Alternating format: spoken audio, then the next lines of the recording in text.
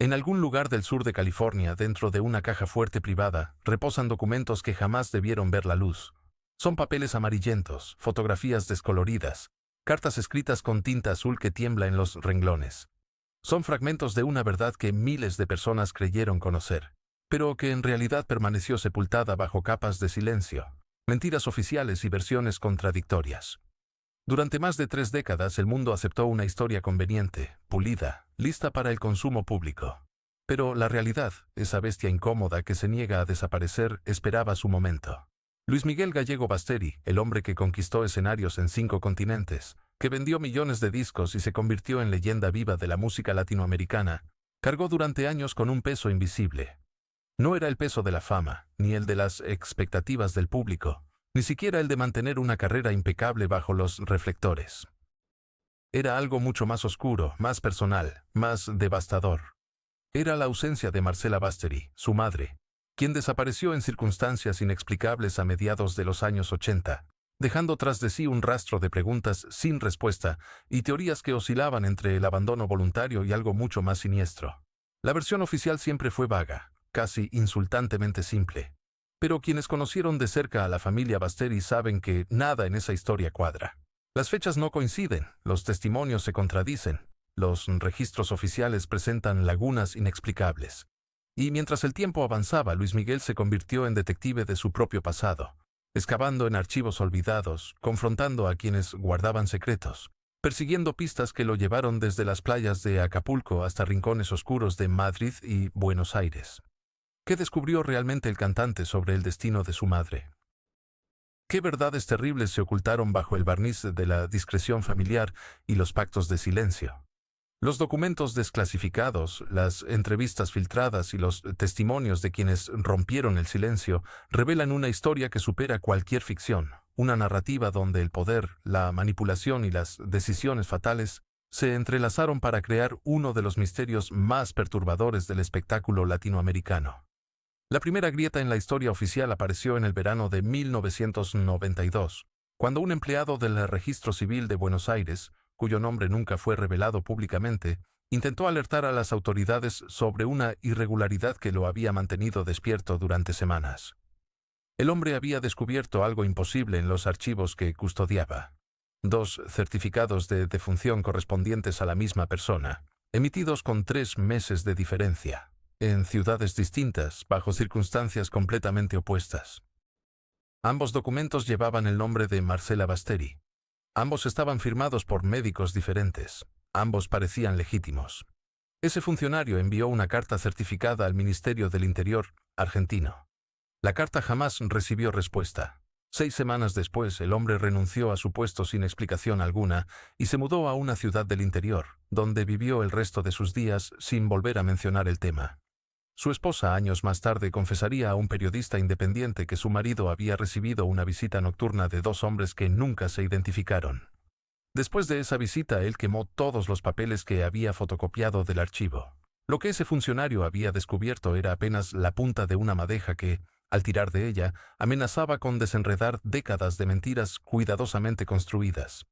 Luis Miguel comenzó su búsqueda en secreto durante los últimos meses de 1995. Para entonces ya había alcanzado un nivel de fama internacional que hacía imposible cualquier movimiento público. Contrató no 1 sino 3 equipos de investigadores privados diferentes, sin que ninguno supiera de la existencia de los otros. La estrategia era deliberada. Si uno de ellos estaba comprometido o era infiltrado, los otros 2 continuarían trabajando. El cantante había aprendido a desconfiar de todos. Había aprendido que la verdad tenía enemigos poderosos. El primer equipo, liderado por un exagente de la Interpol llamado Horacio Palma, centró su trabajo en rastrear los últimos movimientos conocidos de Marcela Basteri en Europa. Palma era un hombre meticuloso, de 52 años, que había dedicado su carrera a localizar personas desaparecidas en casos internacionales. Nunca había fallado. Esta vez, sin embargo, se encontró con algo que desafió toda su experiencia. Cada vez que seguía una pista prometedora, la pista desaparecía. Testigos que habían aceptado hablar cambiaban de opinión de la noche a la mañana. Documentos hoteleros que supuestamente existían resultaban haber sido destruidos en incendios fortuitos. Registros de vuelos internacionales mostraban páginas arrancadas justo en las fechas críticas. Palma mantuvo un diario detallado de su investigación. En una entrada fechada el 17 de febrero de 1996, escribió algo inquietante. Hoy recibí una llamada de un número bloqueado. Una voz masculina con acento indeterminado me dijo textualmente: «Señor Palma, usted tiene hijos en la universidad. Sería una pena que algo interrumpiera sus estudios». Colgó antes de que pudiera responder. No le he contado nada de esto al cliente. No sé si debo continuar. Pero Palma continuó. Y lo que descubrió en las siguientes semanas cambiaría por completo el rumbo de la investigación. En un archivo municipal de Madrid, enterrado entre miles de expedientes de rutina, encontró una solicitud de pasaporte de emergencia emitida a nombre de una mujer italiana. La fecha: agosto de 1986, apenas días después de la última aparición confirmada de Marcela Basteri. La fotografía del documento estaba borrosa, pero las medidas físicas coincidían con exactitud. El pasaporte había sido utilizado una sola vez, para un vuelo con destino a Caracas, Venezuela, el 23 de agosto de aquel año. Cuando Palma intentó obtener una copia oficial del documento, le informaron que el expediente completo había sido clasificado por orden judicial. No se le proporcionó más información, no hubo explicaciones, simplemente acceso denegado. El segundo equipo de investigadores operando desde São Paulo, Brasil, tomó un camino diferente. Se enfocaron en seguir el dinero. Rastrearon las cuentas bancarias de Luis Rey, el padre del cantante, buscando transferencias inusuales en los meses posteriores a la desaparición. Lo que encontraron fue un patrón extraño de movimientos financieros. Grandes sumas de dinero entrando y saliendo de cuentas en paraísos fiscales, operaciones que no correspondían con los ingresos declarados de la familia. Más perturbador aún, algunos de esos movimientos continuaron años después de que Luis Rey supuestamente hubiera perdido el control de las finanzas de su hijo.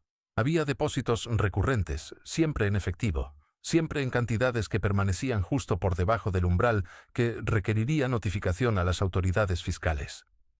Alguien sabía exactamente cómo mover dinero sin dejar rastro. Alguien con experiencia. Una contadora forense del equipo, una mujer brasileña llamada Irene Campos, logró identificar un patrón en las fechas de esas transacciones. Cada depósito ocurría exactamente 3 días después del día 26 de cada mes. 26 de enero, 26 de febrero, 26 de marzo. Como un reloj. Como una obligación. Como un pago. ¿Quién pagaba? ¿Y por qué concepto? El tercer equipo, quizá el más discreto de todos, operaba desde Los Ángeles bajo la dirección de un periodista de investigación retirado que había cubierto casos de crimen organizado para importantes diarios estadounidenses. Su nombre, Thomas Blanchard. Su especialidad, infiltrarse en círculos cerrados, ganarse la confianza de personas que normalmente no hablaban. Blanchard había desarrollado contactos en los bajos mundos de varias ciudades latinoamericanas durante sus décadas de carrera. Sabía cómo hacer las preguntas correctas sin despertar sospechas. Y fue él quien, en la primavera de 1996, recibió el primer testimonio directo de alguien que afirmaba haber visto a Marcela Basteri viva después de 1986. El testigo era un hombre mayor, un exmarinero italiano que había trabajado como chofer privado en Argentina durante los años 80. Se reunió con Blanchard en un café oscuro de San Telmo, Buenos Aires, un lugar donde las conversaciones se perdían entre el ruido del tráfico y la música de los bares vecinos. El hombre temblaba al hablar. Pidió dinero por adelantado. Pidió garantías de anonimato. Pidió que nunca, bajo ninguna circunstancia, se mencionara su verdadero nombre. El funcionario del registro civil nunca llegó a testificar ante las autoridades. En la madrugada del 11 de agosto de 1992, su cuerpo fue encontrado en el Río de la Plata, cerca del Puerto Madero. El informe policial concluyó que se trataba de un suicidio, pese a que los forenses detectaron contusiones en la nuca incompatibles con un salto voluntario al agua. Su viuda declaró años después, bajo condición de anonimato, que durante las 2 semanas previas a su muerte, su esposo había recibido llamadas telefónicas en horarios nocturnos. Cuando descolgaba, nadie hablaba al otro lado de la línea. Solo escuchaba respiraciones lentas, deliberadas, como si alguien quisiera recordarle que estaba siendo vigilado. Los archivos que el empleado había intentado denunciar desaparecieron del registro civil 3 días después de su muerte. Cuando los investigadores privados contratados por la familia Gallego Basteri solicitaron acceso a los documentos originales relacionados con Marcela Basteri, Les informaron que un incendio casual había destruido la sección correspondiente al año 1986. La paradoja era evidente.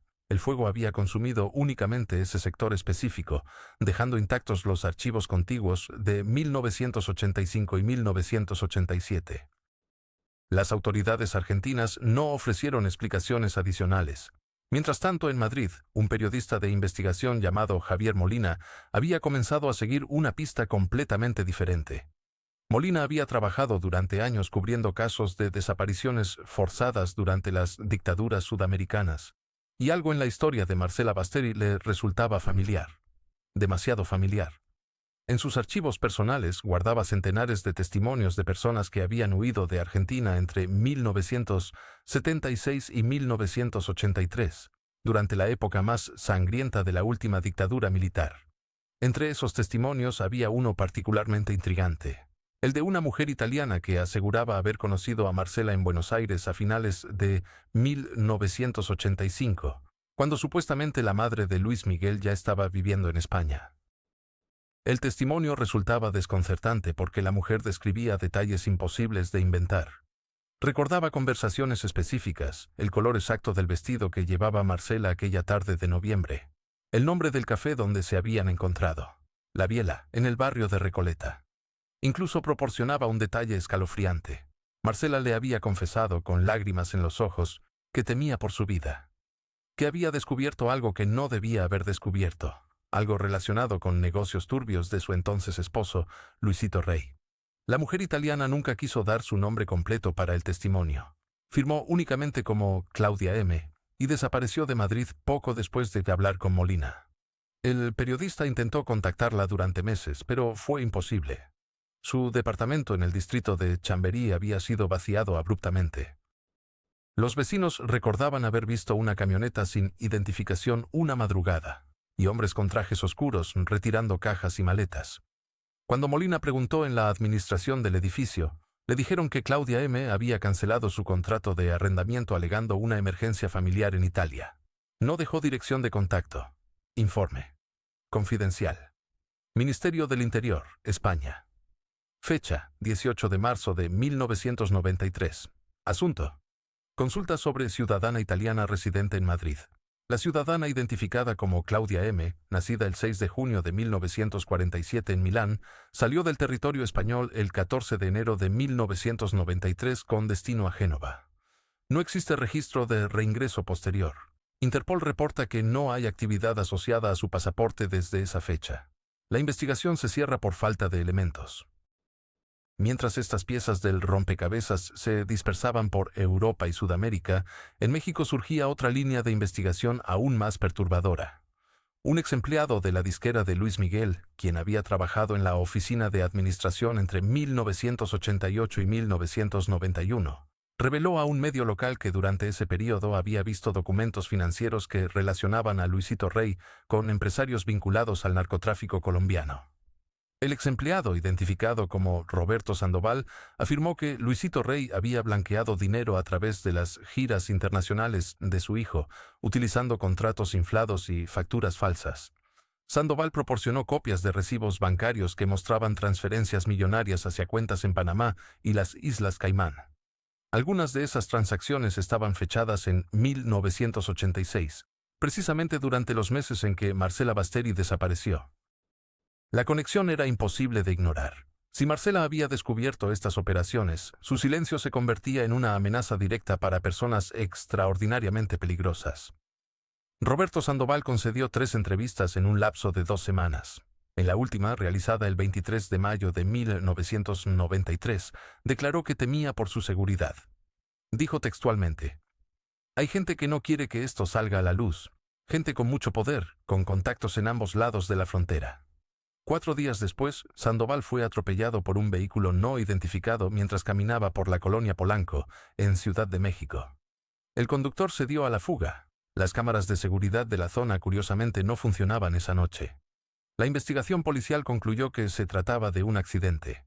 La familia de Sandoval no aceptó esa versión. Su hermana declaró a la prensa que Roberto le había enviado un paquete por mensajería 2 días antes de su muerte. Dentro había una carta manuscrita y copias adicionales de documentos bancarios. La carta decía: si algo me pasa, entregar esto a las autoridades. Marcela Basteri sabía demasiado, por eso la mataron. Las autoridades mexicanas nunca abrieron una investigación formal sobre las acusaciones de Sandoval. Los documentos que su hermana intentó presentar fueron desestimados por considerarse copias sin autenticación notarial. El caso se archivó oficialmente el 2 de septiembre de 1993. Pero la verdad tiene una forma persistente de filtrarse incluso a través de las grietas más pequeñas. En Barcelona, un detective privado llamado Andrés Fonseca había sido contratado discretamente por alguien cercano a Luis Miguel para seguir el rastro de Marcela en España. Fonseca era un hombre metódico, obsesivo, con décadas de experiencia rastreando personas desaparecidas durante el franquismo. Lo que descubrió en los archivos migratorios españoles resultó ser la pieza más inquietante del rompecabezas hasta ese momento. Según los registros oficiales, Marcela Basteri había ingresado a territorio español el 22 de agosto de 1986. Pero existía una segunda entrada, registrada el 15 de septiembre del mismo año, bajo el mismo nombre y número de pasaporte. 2 entradas. Ninguna salida registrada entre ambas fechas. El esposo había recibido llamadas telefónicas desde números que él nunca lograba identificar. Siempre la misma voz masculina, con un leve acento que ella no supo precisar si era italiano o portugués. La conversación terminaba abruptamente, y su marido se hundía en un silencio impenetrable, mirando por la ventana como si esperara que alguien viniera a buscarlo. La última llamada llegó apenas 48 horas antes de que el río lo devolviera, hinchado y con los ojos abiertos, mirando hacia un cielo que ya no podía ver. Lo que las autoridades nunca revelaron al público es que ese funcionario no era el único custodio de los archivos relacionados con Marcela Basteri.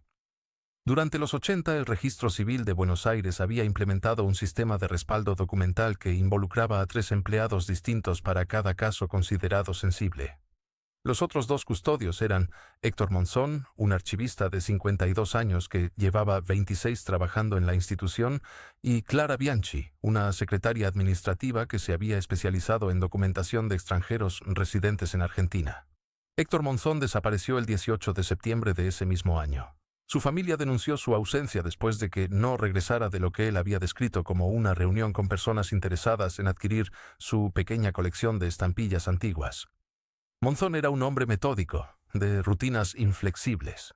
Cada jueves cenaba con su hermana en el mismo restaurante de San Telmo. Cada sábado visitaba la misma librería de Avenida Corrientes. Pero ese miércoles rompió todos sus hábitos. Salió de su casa sin documentos, sin billetera, llevando únicamente un sobre manila que su esposa vio por última vez apretado contra su pecho mientras cruzaba la puerta. El sobre nunca fue encontrado, tampoco el cuerpo de Monzón. La investigación policial se cerró 6 meses después con la clasificación de desaparición voluntaria, una conclusión que su familia rechazó con vehemencia. Su hija menor juró ante un notario que días antes de la desaparición, su padre le había confiado algo extraordinario mientras tomaban café en la cocina familiar. Le dijo que había descubierto documentos que probaban que Marcela Basteri no había muerto en ningún accidente. Que existía un certificado de defunción falsificado, fechado en agosto de 1986, pero que los registros hospitalarios correspondientes a ese periodo habían sido extraídos de los archivos oficiales mediante una orden que provenía de muy alto, tan alto que él no se atrevía a pronunciar los nombres involucrados. Clara Bianchi tuvo más suerte, si es que sobrevivir en estado de terror permanente puede considerarse una fortuna. Ella sí logró abandonar Argentina. En octubre de 1992 compró un pasaje de ida a Madrid usando sus ahorros de toda una vida. No avisó a nadie, ni siquiera a su madre anciana. Simplemente desapareció del mapa, dejando su apartamento intacto, con la ropa todavía colgada en el armario y la comida pudriéndose en el refrigerador. Un detective privado contratado por la familia de Monzón logró rastrearla años después, en el 2003, viviendo bajo otro nombre en un pueblo de Galicia. Ella aceptó hablar, pero únicamente a través de cartas escritas a mano, nunca por teléfono, nunca en persona. En esas cartas, Clara reveló detalles que helaban la sangre. Contó que durante la última semana de agosto de 1992, un hombre llegó al registro civil pidiendo acceso a los archivos relacionados con ciudadanos italianos fallecidos en Argentina entre 1985 y 1988. El hombre presentó credenciales oficiales que ella no pudo verificar, pero que parecían auténticas. Lo acompañaba otro individuo que permaneció en silencio durante toda la visita, observando cada movimiento del personal con ojos que Clara describió como reptilianos, carentes de toda emoción humana. Ese hombre silencioso llevaba un maletín de cuero negro que nunca abrió, pero que mantenía cerca de su cuerpo como si contuviera algo infinitamente valioso o infinitamente peligroso. Clara les mostró el archivo. Dentro de él, confirmó, había documentos relacionados con Marcela Basteri. Pero lo que más la perturbó fue descubrir que algunos de esos documentos no eran los originales que ella había archivado meses atrás. Alguien los había sustituido. Las fechas no coincidían. Las firmas parecían trazadas por manos distintas. Y había un documento nuevo, insertado recientemente, que llevaba el sello de la Embajada de Italia en Buenos Aires y que certificaba la repatriación del cuerpo de Marcela Basteri a su país natal para ser sepultada en el panteón familiar. El documento estaba fechado el 23 de agosto de 1986. El problema es que ese documento no existía en el archivo apenas 3 semanas antes, cuando Clara había realizado su última revisión rutinaria.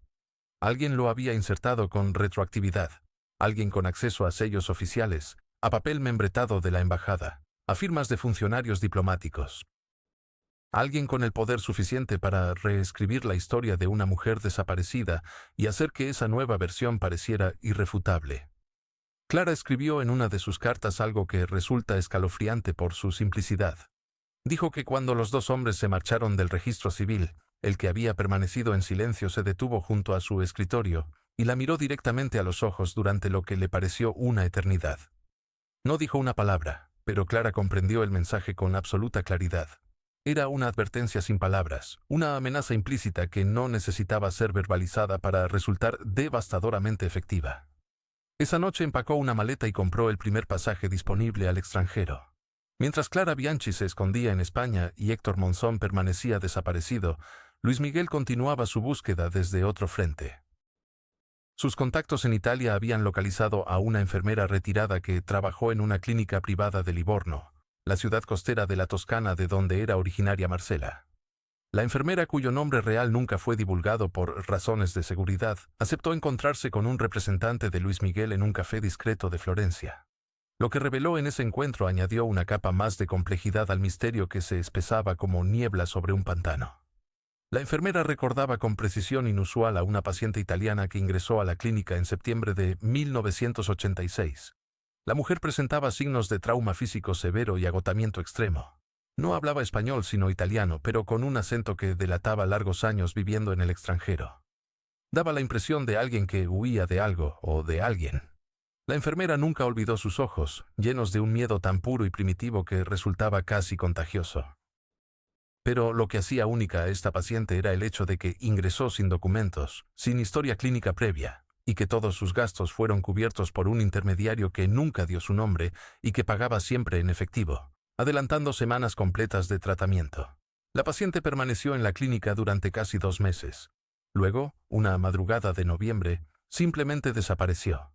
La enfermera llegó para su turno y encontró la habitación vacía, la cama hecha con precisión militar, como si nadie hubiera dormido allí jamás. Los registros de admisión correspondientes a esa paciente fueron retirados del archivo de la clínica días después por orden de la administración, sin explicación alguna. Cuando la enfermera preguntó qué había sucedido, le indicaron con firmeza que olvidara todo lo relacionado con aquella mujer, que jamás había existido, que jamás había estado allí, y que hacer preguntas adicionales podría costarle su empleo. El notario argentino que llevaba el caso de la herencia de la familia Gallego guardó el expediente durante 17 años en una caja fuerte que nadie más podía abrir. Cuando finalmente accedió a hablar con los periodistas que investigaban el paradero de Marcela Basteri, sus manos temblaban al sostener los documentos amarillentos. Confesó que había recibido instrucciones específicas de no revelar ciertos detalles hasta que pasara un tiempo prudencial, pero nunca especificaron cuánto tiempo era prudencial. Entre esos papeles había una carta manuscrita, fechada el 12 de agosto de 1986, donde Marcela mencionaba a una mujer llamada Adela Torrellas, residente en la zona de San Isidro, a quien describía como su única amiga verdadera en Buenos Aires. Adela Torrellas era enfermera del hospital italiano y vivía en un departamento modesto sobre la calle Acasuso. Cuando los investigadores finalmente la localizaron en el año 2003, la mujer tenía 82 años y una memoria intacta que parecía haber estado esperando ese momento. Recordaba perfectamente las tardes en que Marcela llegaba a su casa con los ojos enrojecidos, sin maquillaje, usando anteojos oscuros incluso cuando el cielo estaba nublado. En una de esas visitas, Marcela le confió algo que Adela jamás olvidaría. Le habló de un hombre al que llamaba el coronel, aunque nunca reveló su nombre completo. Ese hombre, según las palabras de Marcela, había sido parte de su vida mucho antes de conocer a Luisito Rey, y ahora había reaparecido con una propuesta que ella no podía rechazar. La propuesta involucraba una suma considerable de dinero y la promesa de protección para sus hijos. Pero había una condición inamovible. Marcela debía desaparecer de la vida pública, cambiar de identidad y trasladarse a un lugar donde nadie pudiera encontrarla. El coronel le aseguró que era la única manera de proteger a su familia de algo que él describió como una red de intereses que iba más allá de las disputas domésticas. Adela recordaba que Marcela mencionó la palabra extorsión varias veces, y también habló de fotografías comprometedoras que alguien había tomado sin su consentimiento. Fotografías que, si salían a la luz, podían destruir no solo su reputación, sino también la carrera incipiente de su hijo Luis Miguel. Los archivos del Ministerio del Interior argentino contienen un informe clasificado, desclasificado apenas en el año 2019, que menciona la existencia de una operación encubierta denominada Operativo Sombra Austral. Según ese documento, entre los años 1985 y 1987, varios ciudadanos extranjeros residentes en Argentina fueron reubicados de manera discreta bajo el amparo de un programa de protección de testigos que oficialmente no existía. Los nombres en la lista están censurados, pero los perfiles coinciden de manera inquietante. Mujeres europeas, entre 30 y 40 años, casadas con personalidades del espectáculo o empresarios con vínculos internacionales. El documento menciona que algunos de estos casos involucraban amenazas de grupos vinculados al tráfico de influencias y al lavado de dinero procedente de actividades ilícitas en el Cono Sur. Un ex agente de inteligencia que trabajó en esa época y que aceptó hablar bajo condición de anonimato, reveló que muchos de esos casos nunca llegaron a los tribunales porque las personas desaparecidas no estaban muertas. Estaban vivas, con nuevos nombres, nuevos documentos y nuevas vidas en países tan distantes como España, Italia o incluso Brasil. Según este testimonio, el programa funcionaba con fondos reservados y la colaboración de embajadas que emitían documentación falsa pero legalmente válida. El agente mencionó que recordaba el caso de una mujer italiana que desapareció de Buenos Aires en circunstancias similares a las de Marcela Basteri. Esa mujer tenía un esposo violento, hijos pequeños y una deuda impagable con gente peligrosa. La solución fue hacerla desaparecer, no matarla sino borrarla del mapa. El 22 de agosto de 1986, apenas 10 días después de que Marcela escribiera la carta al notario, un vuelo de Aerolíneas Argentinas salió del aeropuerto de Ezeiza con destino a Madrid. Entre los pasajeros figuraba una mujer de 38 años que viajaba con pasaporte italiano a nombre de Gabriela Lombardi. El registro de migración muestra que esa mujer ingresó a España sin problemas y nunca volvió a salir del país, al menos no bajo ese nombre. Los investigadores que analizaron ese manifiesto de vuelo descubrieron algo perturbador. La fotografía del pasaporte de Gabriela Lombardi, aunque borrosa por el paso del tiempo, muestra a una mujer con rasgos sorprendentemente similares a los de Marcela Basteri. Misma estructura facial, misma forma de los ojos, mismo cabello oscuro recogido en un rodete bajo.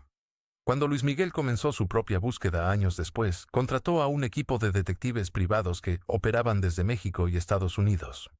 Uno de ellos, un exagente del FBI especializado en personas desaparecidas, logró rastrear los movimientos bancarios de Luisito Rey en los meses posteriores a la desaparición de Marcela. Descubrió que en septiembre de 1986, el padre de Luis Miguel recibió una transferencia de $200,000 desde una cuenta anónima registrada en las Islas Caimán. Esa cantidad era inusualmente alta para alguien cuya carrera estaba en decadencia y cuyas finanzas eran un desastre notorio. El detective también encontró que Luisito Rey realizó varios viajes a Madrid entre los años 1987 y 1989, siempre sin sus hijos, siempre por periodos cortos de 3 o 4 días. En uno de esos viajes, Luisito Rey se reunió con un abogado español llamado Fernando Sistué, especializado en derecho internacional y trámites de adopción. No hay registros públicos de lo que discutieron en esas reuniones, pero el abogado murió en un accidente automovilístico en las afueras de Barcelona en el año 1992. Su coche se estrelló contra un muro de contención en una carretera vacía, en pleno día, sin testigos. La investigación policial cerró el caso como un accidente causado por exceso de velocidad, pero el hermano del abogado siempre sostuvo que Fernando era un conductor prudente y que jamás conducía rápido. El hermano también mencionó que días antes del accidente, Fernando le había comentado que estaba siendo presionado para destruir ciertos archivos relacionados con casos antiguos de los años 80. Las piezas del rompecabezas comenzaban a formar una imagen que nadie quería ver. Si Marcela estaba viva, si había sido reubicada bajo otra identidad, entonces todos los que sabían la verdad tenían razones poderosas para mantener el silencio. Pero también significaba que alguien, en algún lugar, seguía vigilando que esa verdad nunca saliera a la luz. Los testigos morían en accidentes, los documentos desaparecían, las llamadas telefónicas se cortaban. Y Luis Miguel, mientras tanto, crecía bajo la sombra de una mentira que lo perseguiría durante décadas. Una mentira que lo obligaría a convertirse en detective de su propia historia familiar. Porque había algo más, algo que aún no se había revelado, algo que involucraba no solo a su madre, sino también a él mismo. El notario argentino finalmente abrió la caja fuerte una tarde de marzo del año 2004. Adentro, junto a los documentos de la herencia, había un sobre lacrado con cera roja. En el reverso, una advertencia escrita a mano. Solo abrir en caso de que la señora Basteri sea declarada oficialmente fallecida. Lo que contenía ese sobre cambiaría para siempre la búsqueda de Luis Miguel. Dentro había 3 fotografías en blanco y negro y un documento mecanografiado en papel cebolla, el tipo de papel que usaban los servicios de inteligencia en los años 80. Las fotografías mostraban a una mujer rubia en lo que parecía ser una clínica psiquiátrica. El cabello descuidado, la mirada perdida, las manos atadas a los barrotes de una cama metálica. En el reverso de una de las fotos alguien había escrito con tinta azul: Sanatorio Nuestra Señora del Perpetuo Socorro, San Isidro, agosto del 86. El documento era aún más perturbador. Se trataba de un informe médico firmado por el doctor Héctor Raúl Fernández, psiquiatra con matrícula argentina número 5231. El informe describía el ingreso de una paciente de nacionalidad italiana bajo el nombre de María Gabriela Sánchez. La fecha de admisión, 23 de agosto de 1986. El diagnóstico, episodio psicótico agudo con tendencias autodestructivas. El informe mencionaba que la paciente había sido traída por un hombre que se identificó como su hermano, aunque no dejó ningún documento que lo comprobara. Pagó en efectivo por 6 meses de internación por adelantado y nunca más regresó. Cuando los investigadores intentaron localizar al doctor Fernández, descubrieron que había muerto en un accidente automovilístico en la Ruta Nacional número 9 en el año 1992. Su auto se salió del camino en una curva que los lugareños conocían bien y donde nunca antes había ocurrido un accidente. La policía cerró el caso como fatalidad, pero los vecinos del doctor contaron que en las semanas previas a su muerte había estado recibiendo llamadas telefónicas extrañas a altas horas de la noche. Su viuda encontró su consultorio revuelto días después del funeral, pero aparentemente no faltaba nada de valor. El sanatorio de San Isidro había cerrado sus puertas en el año 1998. El edificio quedó abandonado, con las historias clínicas de décadas amontonadas en sótanos húmedos, donde la tinta se borraba lentamente por el paso del tiempo. Un enfermero jubilado que había trabajado allí durante 20 años accedió a hablar bajo condición de anonimato. Recordaba perfectamente a la mujer rubia del cuarto 17. Llegó en pleno invierno con la mirada de quien ha visto el infierno. No hablaba con nadie, pasaba horas mirando por la ventana hacia el río. A veces gritaba en italiano, maldiciones que los enfermeros no entendían pero que sonaban como rezos desesperados. El hombre que la trajo era alto, de complexión fuerte, con acento español pero documentos argentinos. Dejó instrucciones muy claras. Nadie podía visitarla, nadie podía llamarla por teléfono, y bajo ninguna circunstancia debían contactar a las autoridades italianas o españolas. Cuando le preguntaron por qué, simplemente dobló el fajo de billetes y lo dejó sobre el escritorio del director. La paciente del cuarto 17 desapareció del sanatorio en enero del año 1987. No hubo una alta médica formal, no hubo registro de egreso, Simplemente una mañana su cama estaba vacía y las sábanas dobladas con precisión militar. El director del sanatorio escribió en su bitácora personal esa noche: MGS retirada por familiar. Caso cerrado. Pero el enfermero jubilado recordaba algo más. Esa madrugada había visto un auto negro con patente diplomática estacionado en la entrada lateral, la que usaban para los ingresos discretos de pacientes con problemas de adicciones o intentos de suicidio que las familias adineradas querían mantener en secreto. El rastro conducía entonces a las embajadas. Un empleado del consulado argentino en Madrid, que había trabajado en Buenos Aires durante los años 80, mencionó en una entrevista casual que existía un protocolo especial para ciudadanos europeos con problemas psiquiátricos en Argentina. Se les ofrecía repatriación discreta a través de canales diplomáticos, especialmente si había menores de edad involucrados o situaciones que pudieran generar escándalos internacionales. Los registros de estos traslados no quedaban en los archivos regulares, sino en carpetas separadas que se destruían cada 5 años por razones de confidencialidad. Luis Miguel habría accedido a estos documentos durante su viaje secreto a Buenos Aires en el año 2005. Un testigo lo vio salir de las oficinas del consulado italiano en la Avenida Libertador con un maletín de cuero y el rostro desencajado. Esa misma noche canceló 3 conciertos programados en Chile y regresó a México sin dar explicaciones. Su representante de entonces declaró que el cantante había sufrido una indisposición repentina, pero quienes lo vieron subir al avión dijeron que parecía un hombre que acababa de enterrar a un ser querido. Dentro del maletín había copias de telegramas diplomáticos intercambiados entre Buenos Aires y Roma. Uno de ellos, fechado el 5 de febrero de 1987, mencionaba el traslado humanitario de una ciudadana italiana en condición psiquiátrica delicada. El destino: una institución en las afueras de Florencia especializada en casos de trauma severo. El nombre de la paciente había sido tachado con marcador negro, pero el número de pasaporte era visible. T 3.452.916. El mismo número que aparecía en el pasaporte italiano de Marcela Basteri, emitido en el año 1968. La institución en Florencia, el Instituto San Giovanni di Dio, había sido demolida en el año 1999 para construir un complejo de apartamentos de lujo. Los archivos médicos fueron transferidos al Ministerio de Salud italiano, pero cuando los investigadores solicitaron acceso les informaron que los registros de pacientes extranjeros anteriores al año 1990 habían sido destruidos en un incendio accidental en el año 2001. El incendio ocurrió en un depósito de alta seguridad, donde también se guardaban expedientes judiciales de casos relacionados con el crimen organizado. Un detalle perturbador emergió de las cenizas de esa investigación. El director del Instituto San Giovanni durante los años 80 era el doctor Alessandro Moretti, especialista en trastornos disociativos y trauma psicológico. El doctor Moretti había publicado varios artículos académicos sobre pacientes que desarrollaban amnesia severa después de experiencias traumáticas extremas. En uno de sus estudios de caso, publicado en una revista médica italiana en el año 1989, describía anónimamente a una paciente europea que había perdido completamente la memoria de su vida anterior después de un episodio traumático no especificado. La paciente creía ser otra persona y rechazaba cualquier información sobre su identidad real. El tratamiento había durado 3 años y el resultado final quedaba sin documentar.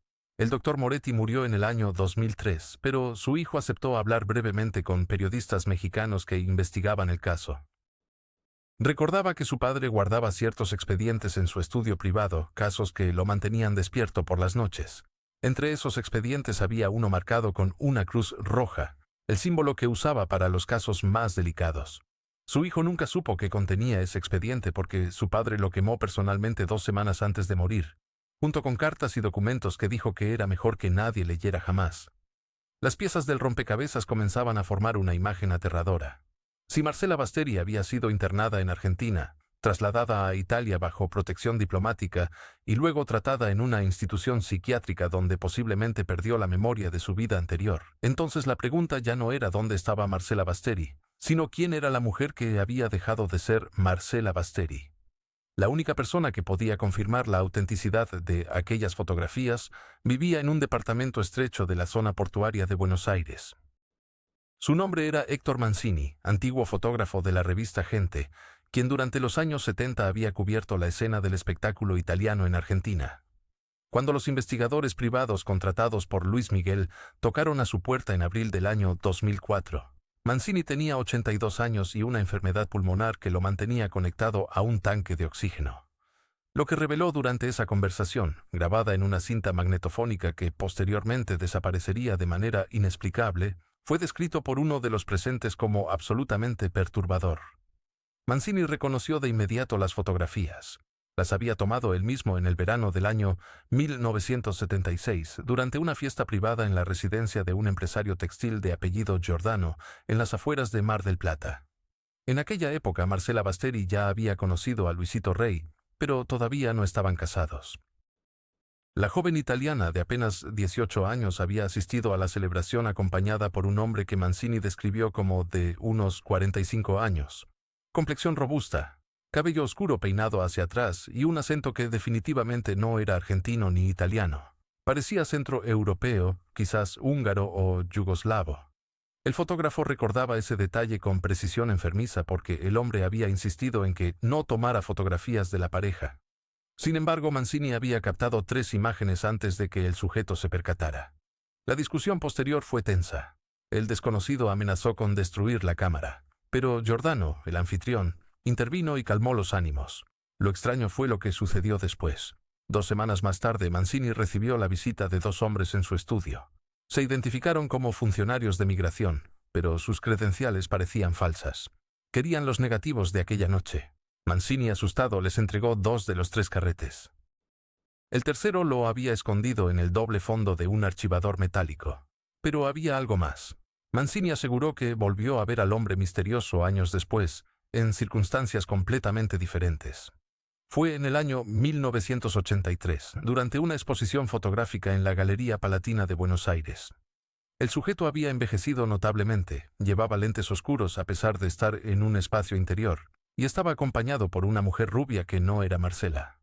Cuando Mancini intentó acercarse, el hombre lo reconoció inmediatamente, dio media vuelta y abandonó la galería con rapidez casi desesperada. 3 días después, el estudio de Mancini fue saqueado. No se llevaron equipos costosos ni dinero, solo archivos, solo fotografías antiguas. El testimonio del fotógrafo coincidía de manera inquietante con un documento encontrado en los archivos de la Dirección Nacional de Migraciones Argentina, al cual tuvieron acceso los abogados de Luis Miguel mediante un recurso judicial presentado en mayo del año 2004. El expediente, marcado como reservado, contenía una nota manuscrita fechada el 19 de febrero de 1976.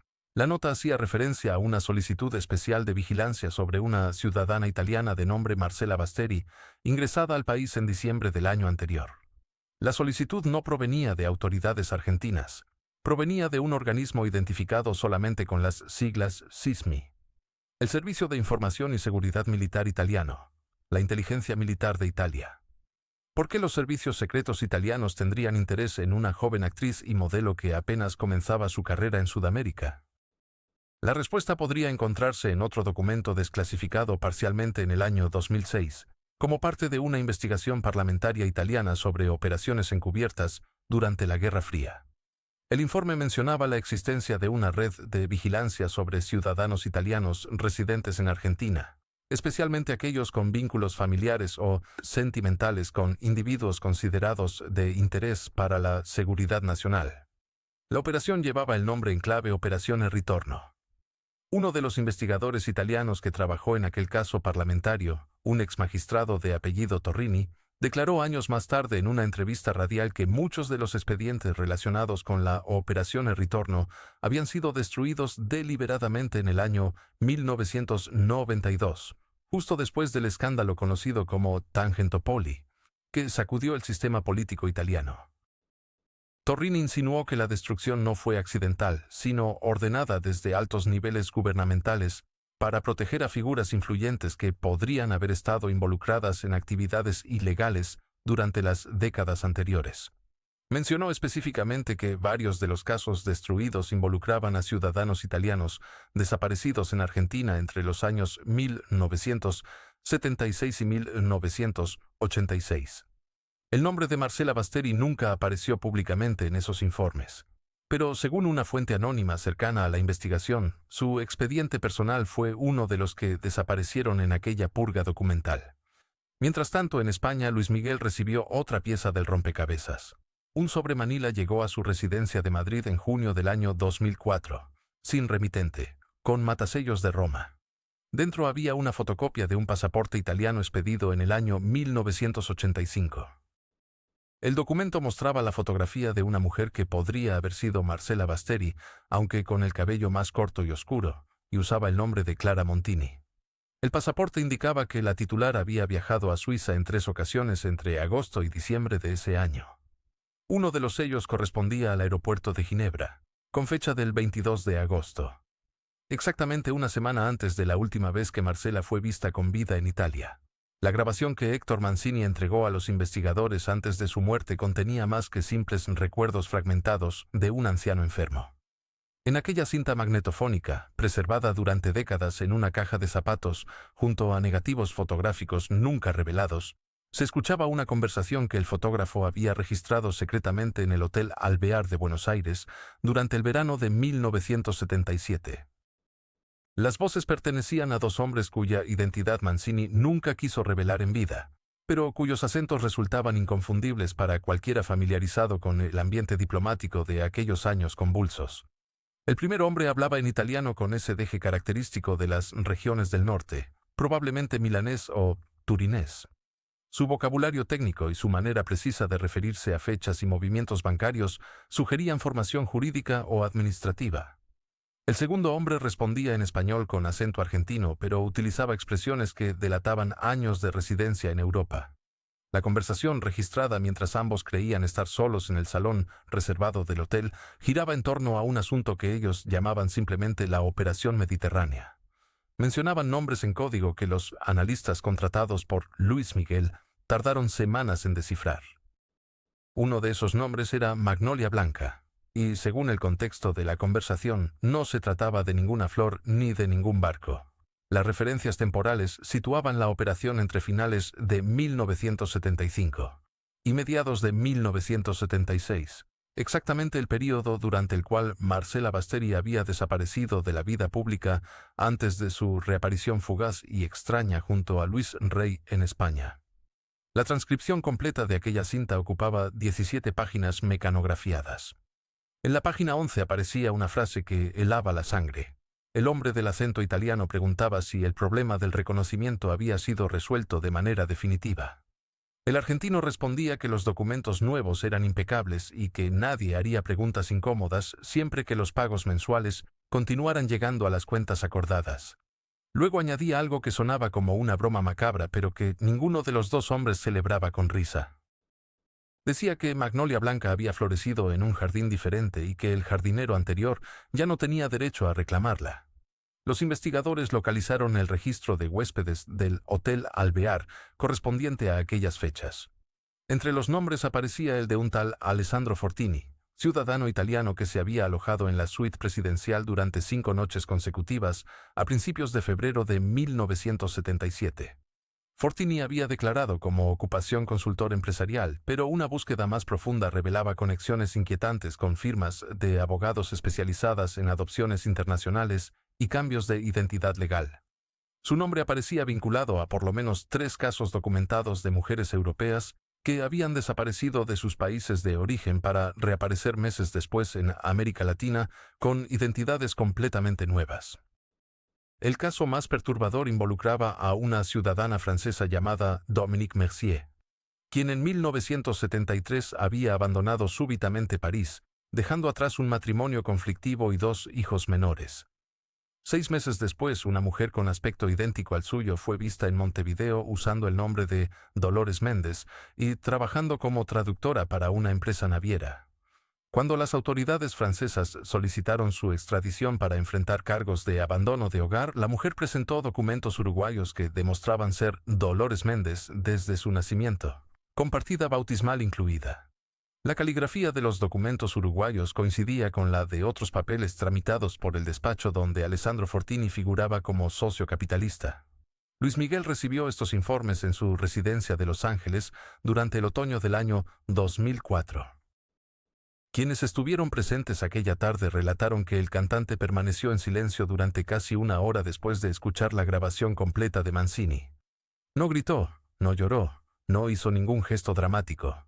Simplemente se quedó mirando por la ventana que daba al Océano Pacífico mientras el sol descendía tiñendo las aguas de tonos anaranjados y violetas. La siguiente pieza del rompecabezas llegó desde un lugar completamente inesperado.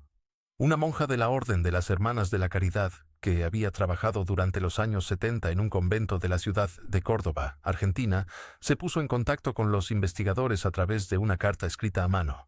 La religiosa, cuyo nombre permanece protegido bajo acuerdo de confidencialidad, afirmaba haber conocido a una mujer italiana que buscaba refugio temporal en el convento durante los primeros meses de 1976. La mujer hablaba español con dificultad, parecía asustada y repetía constantemente que necesitaba desaparecer porque su vida corría peligro. La monja recordaba que aquella mujer nunca dio su nombre real, pero que las otras hermanas la llamaban simplemente la italiana. Permaneció en el convento solamente 3 semanas, durante las cuales recibió la visita de un hombre elegante que llegaba siempre al anochecer, conduciendo un automóvil negro de vidrios polarizados. Las conversaciones entre ambos se desarrollaban en italiano y aunque la monja no entendía el idioma, el tono siempre resultaba tenso y a veces violento. La mujer lloraba con frecuencia y en una ocasión la religiosa la encontró en la capilla sosteniendo una fotografía de 2 niños pequeños y susurrando nombres que sonaban como Sergio y Alejandro. Después de aquellas 3 semanas, la italiana desapareció tan súbitamente como había llegado. El hombre del automóvil negro vino a buscarla una madrugada de marzo y ella partió llevando únicamente una pequeña maleta de cuero marrón. La monja nunca volvió a verla, pero años después, cuando las fotografías de Marcela Basteri comenzaron a circular en las revistas del espectáculo junto a su esposo y sus hijos, la religiosa experimentó un sobresalto de reconocimiento que nunca pudo explicarse completamente. Algo en los ojos de aquella mujer famosa le recordaba a la italiana asustada que había rezado en su capilla tantos años atrás. El abogado que representaba a Luis Miguel en estas investigaciones privadas viajó personalmente a Córdoba para entrevistar a la monja. Le mostró fotografías de Marcela Basteri de diferentes épocas y le pidió que identificara si alguna correspondía a la mujer del convento. La religiosa señaló 3 imágenes, todas tomadas entre 1974 y 1975, antes de la primera desaparición. Pero cuando le mostraron fotografías posteriores a 1976, después del supuesto regreso de Marcela, la monja dudó.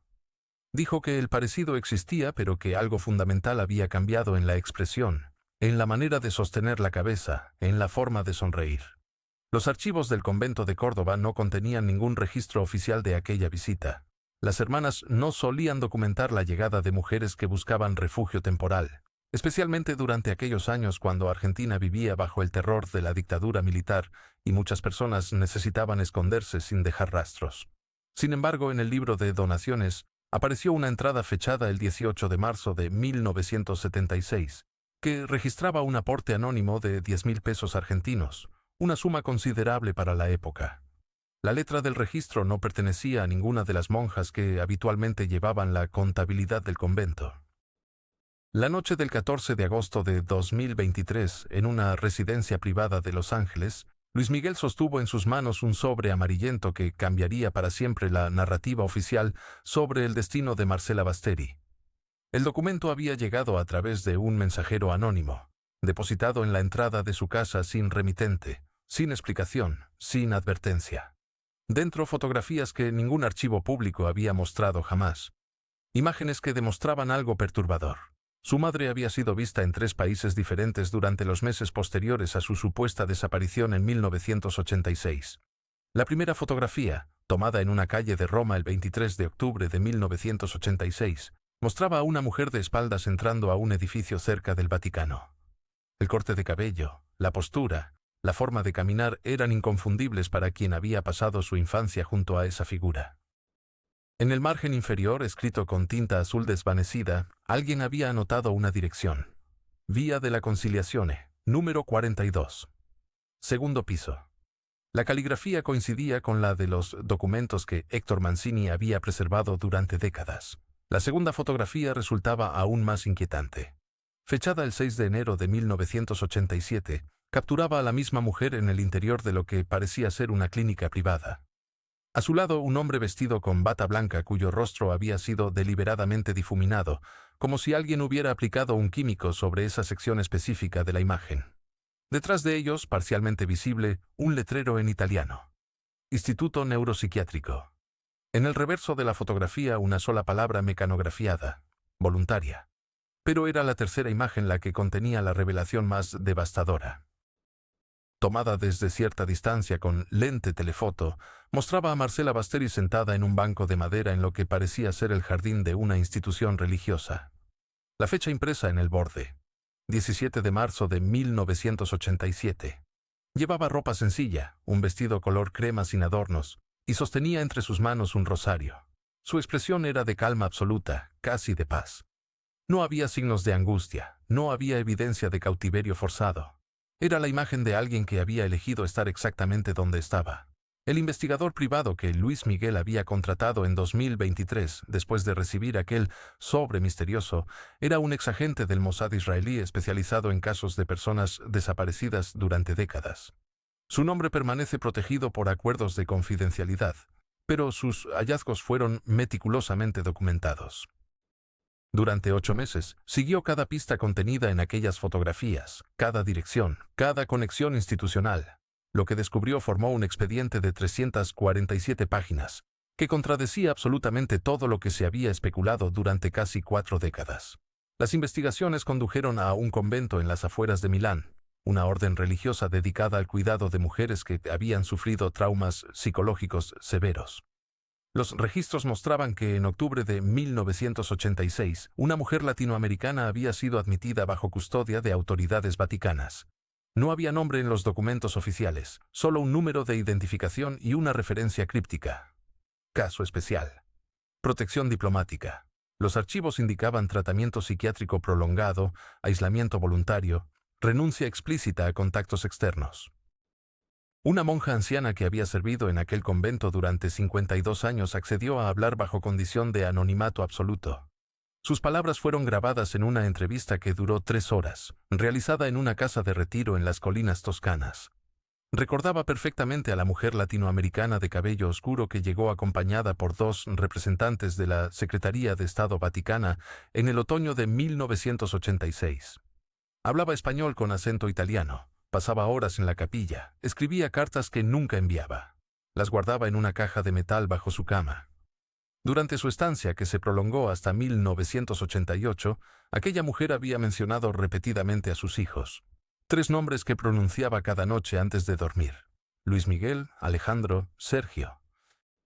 Lloraba en silencio mientras los repetía como una letanía. Pero cuando las hermanas le preguntaban si deseaba contactarlos, su respuesta era siempre la misma: no pueden verme así, no pueden saber lo que me hicieron, es mejor que crean cualquier cosa menos la verdad. La monja recordaba aquellas palabras exactas porque las había escuchado docenas de veces durante 2 años. El expediente del investigador israelí contenía otro hallazgo perturbador. En mayo de 1988, la mujer había sido trasladada desde el convento italiano a una institución psiquiátrica en Argentina, específicamente en la provincia de Córdoba. El traslado se realizó con documentación diplomática vaticana, en un vuelo privado que no figuraba en registros comerciales. Las autoridades argentinas habían sido notificadas, pero el caso se manejó con absoluta discreción. Los archivos indicaban diagnóstico de trastorno disociativo severo, depresión crónica, negativa persistente a integrarse socialmente. En aquella clínica cordobesa registrada bajo un nombre diferente, una identidad completamente nueva proporcionada por funcionarios cuya autoridad trascendía fronteras nacionales, Marcela Basteri pasó los siguientes 5 años de su vida. Las enfermeras que la atendieron la describían como una paciente dócil, cooperativa, que participaba en terapias pero que mantenía una barrera infranqueable entre su mundo interior y la realidad externa. Nunca mencionaba su vida anterior, nunca preguntaba por noticias del exterior, nunca solicitaba llamadas telefónicas. Simplemente existía en un presente perpetuo, desconectado de cualquier pasado. Los registros terminaban abruptamente en 1993. La última entrada, fechada el 11 de junio de aquel año, indicaba: paciente dada de alta, traslado a residencia permanente. Destino, clasificado. No había firma médica, no había diagnóstico final, no había documentación de seguimiento. simplemente un vacío administrativo que sugería intervención de autoridades superiores. El investigador israelí intentó rastrear ese traslado final durante meses, consultando bases de datos internacionales, contactando fuentes en servicios de inteligencia, sobornando funcionarios corruptos dispuestos a buscar en archivos olvidados. Finalmente, en febrero de 2024, recibió información de una fuente dentro del gobierno argentino. Un funcionario jubilado del Ministerio del Interior, que había manejado casos sensibles durante la década de los 90, reveló que ciertos individuos bajo protección especial habían sido reubicados en comunidades cerradas, financiadas discretamente por fondos internacionales. Estas residencias, ubicadas en zonas rurales remotas, albergaban personas cuya existencia pública había terminado por razones políticas, familiares o de seguridad. No eran prisiones. Técnicamente los residentes podían marcharse cuando quisieran, pero todos habían firmado documentos renunciando legalmente a sus identidades previas. Luis Miguel leyó el expediente completo 3 veces antes de tomar una decisión. La dirección de la supuesta residencia estaba incluida en las páginas finales. Una estancia en las sierras de Tandil, provincia de Buenos Aires, a 4 horas de la capital. El lugar figuraba oficialmente como un centro de retiro espiritual administrado por una fundación internacional. No había fotografías recientes, no había confirmación definitiva de que su madre estuviera allí. Solo una probabilidad estadística que el investigador calculaba en 82% basándose en la documentación cruzada. La pregunta que mantuvo despierto al cantante durante semanas no era si debía ir a buscarla. Era si tenía derecho a alterar un equilibrio que alguien, quizás su propia madre, había construido cuidadosamente durante casi 4 décadas. Si la verdad que tanto había perseguido terminaría siendo más dolorosa que todas las mentiras que había soportado. Los archivos permanecen sellados en algún lugar entre Madrid y Buenos Aires, custodiados por quienes aún consideran que ciertos secretos deben morir con sus guardianes. Luis Miguel nunca habló públicamente sobre aquel sobre amarillento. Nunca confirmó ni desmintió las fotografías que supuestamente recibió aquella noche californiana. Los abogados que intentaron reabrir el caso en 2024 encontraron puertas cerradas, expedientes extraviados, testigos que repentinamente olvidaron nombres y fechas. La investigación oficial sobre Marcela Basteri sigue técnicamente abierta, pero nadie ha añadido una sola línea en años. Quedan las preguntas que ningún tribunal ha respondido. Los testimonios fragmentados de quienes afirman haber visto algo, sabido algo, escuchado algo en aquellos años turbulentos cuando una mujer desapareció del mapa sin dejar rastro verificable. Las llamadas telefónicas que entraban a cierta residencia en Acapulco durante el verano del 86, las reservaciones de vuelo que aparecen y desaparecen según quien consulte los registros, las cuentas bancarias que mostraron movimientos inexplicables semanas después de que Marcela fuera vista por última vez. La verdad sobre lo que Luis Miguel descubrió aquella noche permanece guardada con el mismo celo con que se protegen los secretos de Estado. Algunas familias cargan con misterios que atraviesan generaciones, heridas que nunca cierran porque el cierre requeriría exponer lo que nadie está dispuesto a revelar. El cantante continúa su vida, sus presentaciones, su legado artístico, pero quienes lo conocen de cerca mencionan una sombra que nunca abandona su mirada cuando alguien pronuncia cierto nombre. Los documentos desclasificados algún día contarán la historia completa, o quizás nunca lo hagan. Mientras tanto, el expediente Basteri permanece como uno de esos enigmas que definen una época. Un recordatorio de que detrás del glamour y los reflectores existen abismos que ninguna canción puede llenar. Si esta investigación te ha impactado tanto como a nosotros realizarla, te invitamos a formar parte de nuestra comunidad. Suscríbete al canal para no perderte futuras revelaciones que seguiremos trayendo desde los archivos más oscuros de la historia reciente. Déjanos tu like si consideras que estas verdades merecen ser contadas y comparte en los comentarios tu opinión sobre este caso que sigue sin resolverse. Tu voz importa en esta búsqueda colectiva de respuestas que muchos prefieren mantener ocultas.